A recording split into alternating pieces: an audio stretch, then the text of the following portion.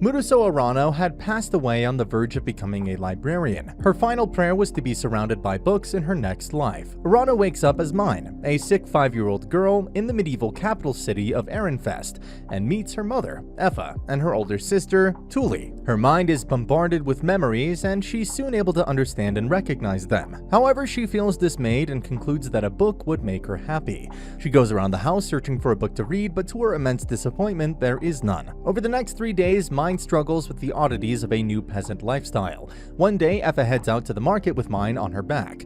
However, Mine is unable to find books, even in the market. Frail little Mine is sickened by the market and decides to wait with a local merchant while her mother finishes shopping. Surprisingly, she finds a locked book inside the merchant's stall and asks to flip through it, but the merchant denies it. Mine realizes that books are rare and a luxury only afforded by nobility in this world.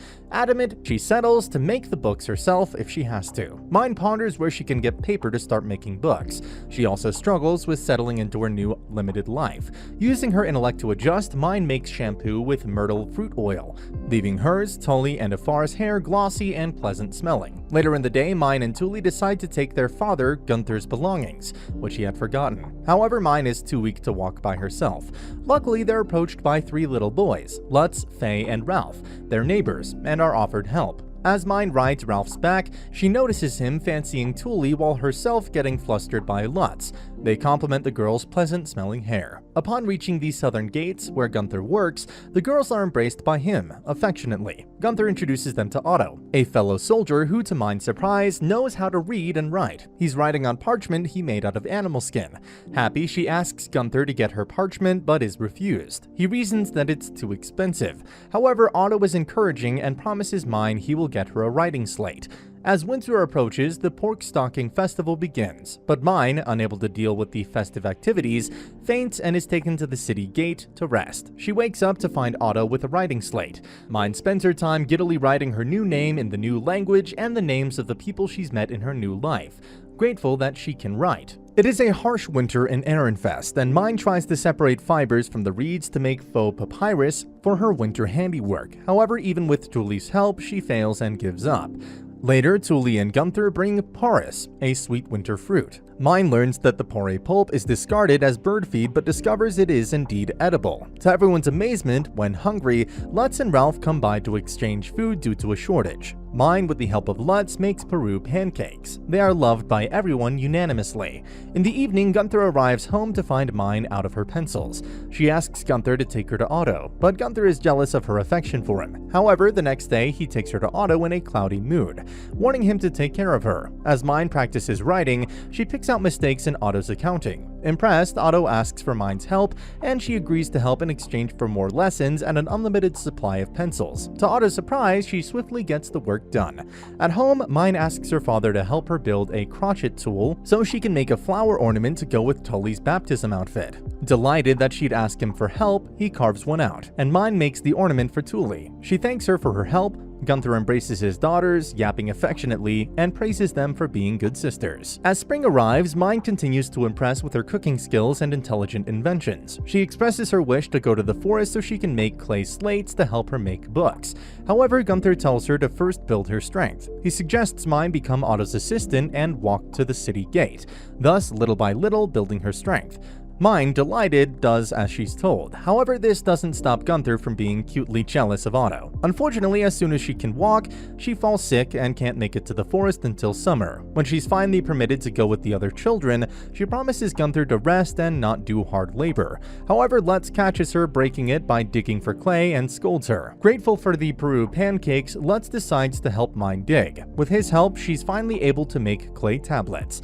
Mine explains the concept of reading and books to Lutz. Suddenly, Faye and a boy break through and stomp on the clay, making Mine both furious and hurt. The children help her build a second set, but the rain destroys it in the next 3 days. They then work hard on the third set and are successful. Mine wishes to write down all her mother's stories and keep them secure forever on these slates. She takes them to the oven in her home to bake, but these slates explode, putting another one of Mine's ideas to the grave. It is summer in Ehrenfest now, and the day of Tully's baptism has arrived. As Tully goes to her baptism, Gunther and Mine head to the city gate. There, Mine handles an official matter since Otto is busy in the meeting. Poor Gunther can't keep his jealousy and hurries Mine out. How cute. Later, Tuli receives a seamstress kit at the dinner to start as an apprentice seamstress, and Mine gets a knife to help with the woodwork. Conveniently for Mine, she can use the knife to make wooden tablets for her book. The next day, in the forest, Lutz helps Mine with carving tablets and requests a meeting with Otto. Otto has experience with trading, and Lutz dreams of being one. Hence, Mine talks to Otto and sets up an appointment. She also wonders what she can do to write on the tablets and asks Otto for ink, but is denied. Instead, Mine and Lutz mix soot with a clay to make crayons. When Mine returns home with crayons, she discovers Effa has burned her tablets. Overcome with despair, a strange fever overtakes her, and she collapses. She recovers with Lutz's encouragement but grows curious about her illness. Due to her fever, they missed the meeting, but Otto gladly rescheduled. Mine also opens up about her frustration at her failures, and he recommends she hire someone else or find an investor. Otto lightly teases her that he's curious to meet the person she's so eager to introduce. Mine washes Lutz's hair to make him presentable for the meeting. At the meeting, Otto brings his brother-in-law, a merchant, Benno. Benno immediately notices Mine's unique inventions, shampoo and hair sticks, and asks for details, but Mine intelligently keeps it confidential. Otto then recommends to Lutz that it's foolish to be a merchant since it would mean giving up citizenship. However, Benno asks for their goal. Lutz hesitates, but with Mine's reassurance, says that it's to bring Mine's ideas to reality, and he will sell them as merchandise. They tell them their idea to sell paper made of plants instead of animal skin and decide to develop a prototype next year, the year of their baptism. To start on the paper, Mine needs nails for the equipment. She asks Otto, who agrees in exchange for the shampoo for his wife, Karina. He takes Mine to his home on the wealthy northern side, and Mine washes Karina's hair. Otto is smitten and quickly sends Mine with nails on her way. Later in the woods, Lutz tells Mine about his family's distrust of traders as craftsmen and how it's hard for him to be a merchant. On their way back, Otto gives them an invitation from Benno. It is revealed that Benno is interested in Mine's odd inventions and plans to take them in as apprentices. Mine had also asked Otto if he knew of any illness similar to hers. Benno doubted that it might be the devouring, which means she might die soon. The children meet Benno at Gilberta Company. He complains that Mine should have reached him for the nails in exchange for shampoo instead of Otto, since he will be employing them.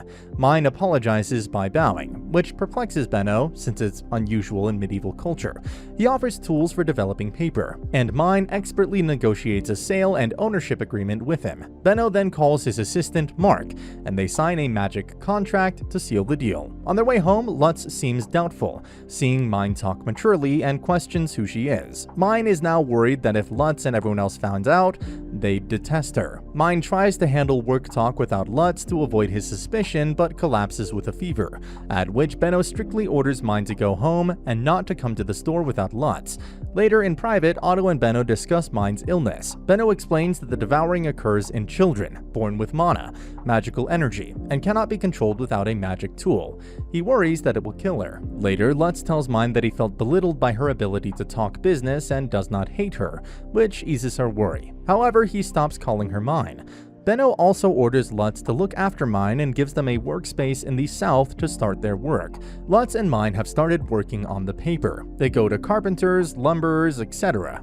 to get their equipment made. One day in the forest, while trying different woods for paper, Mine comes across a trombe, a fast-growing vegetation-killing plant.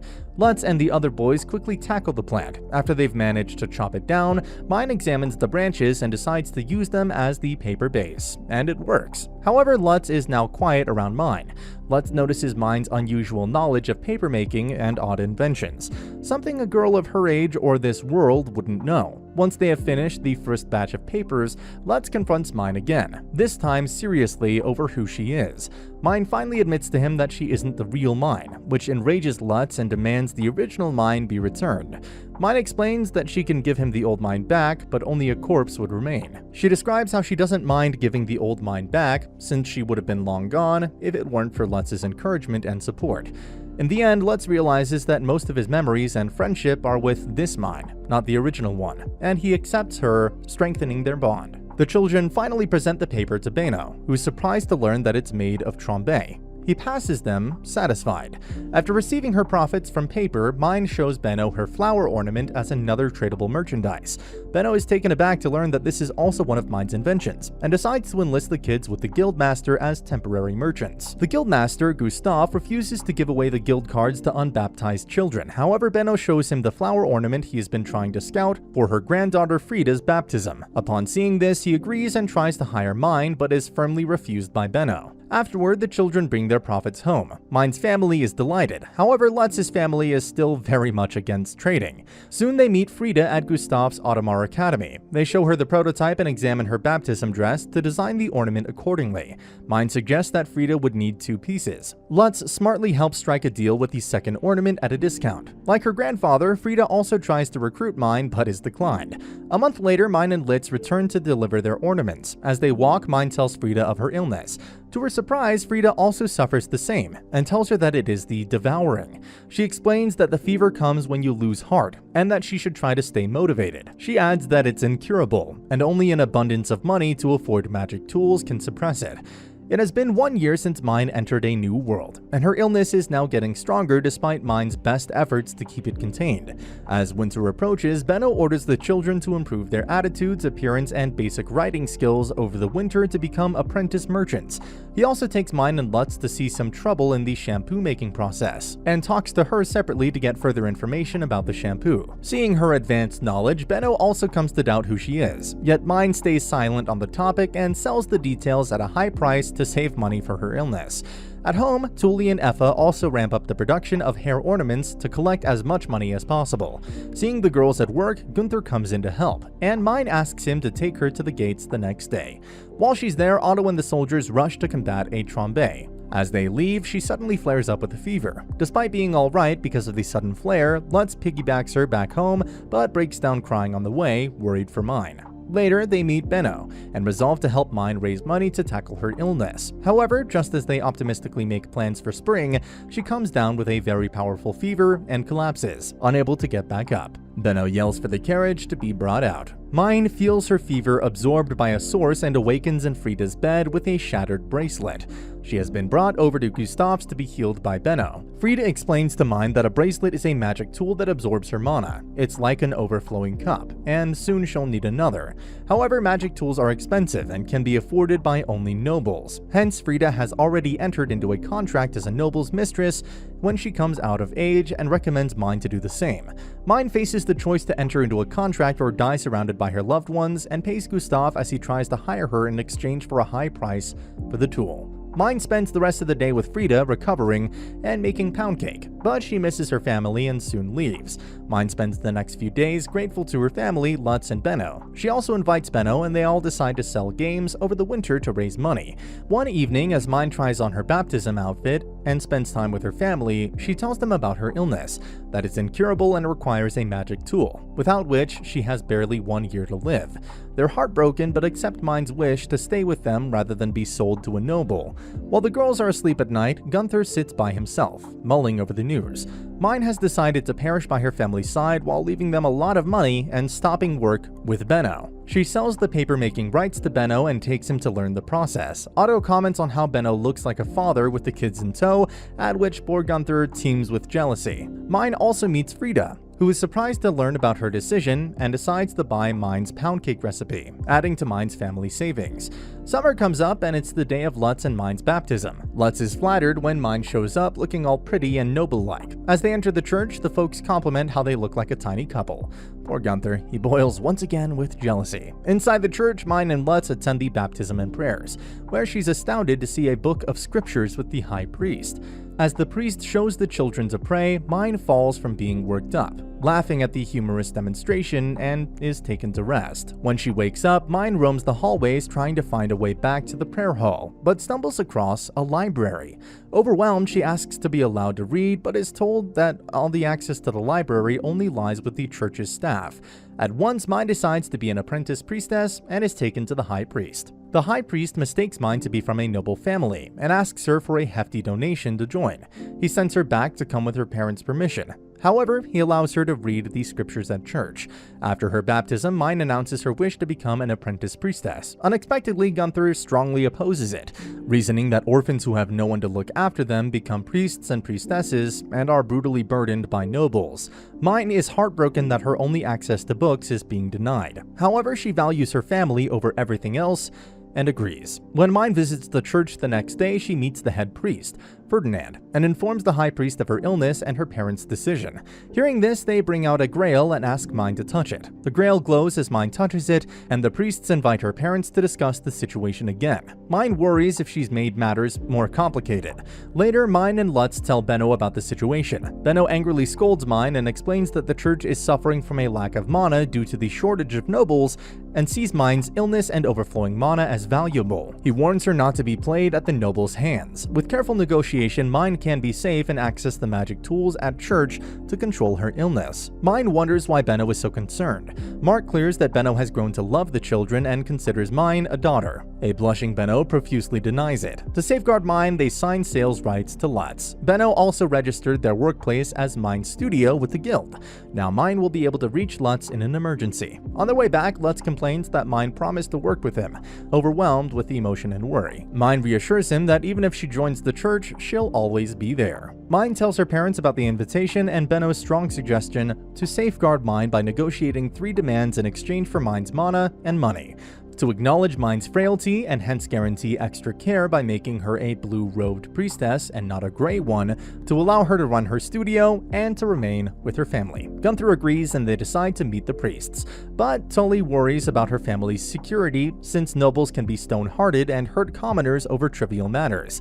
The next day, Effa, Gunther, and Mine reach the church. As soon as the high priest realizes that Mine is not of a noble family, he tries to take Mine forcefully. He orders the staff to lock the parents up and refuses their demands completely. Gunther, being a protective father, fights back. However, seeing the chaos, Mine is overcome by her strong mana. Her mana spreads over the high priest and starts choking him. Quickly, Ferdinand intervenes and calms her down. As the high priest is carried out, Ferdinand takes the family to his office and accepts their demands. He asks to join the church as a request, not an order, to which Mine gladly agrees. Ferdinand says she's lucky to have such caring parents compared to the children of the church. Back home, Tully and Lutz nervously wait for Mine, Gunther, and Effa's return. Upon seeing them, they're delighted and relieved. Mine is back home and safe with a possible healthy future ahead of her. And that's the end of the video. As always, if you liked what you saw, subscribe to the channel. I'll be uploading a lot of videos just like this, so I'll see you at the next one.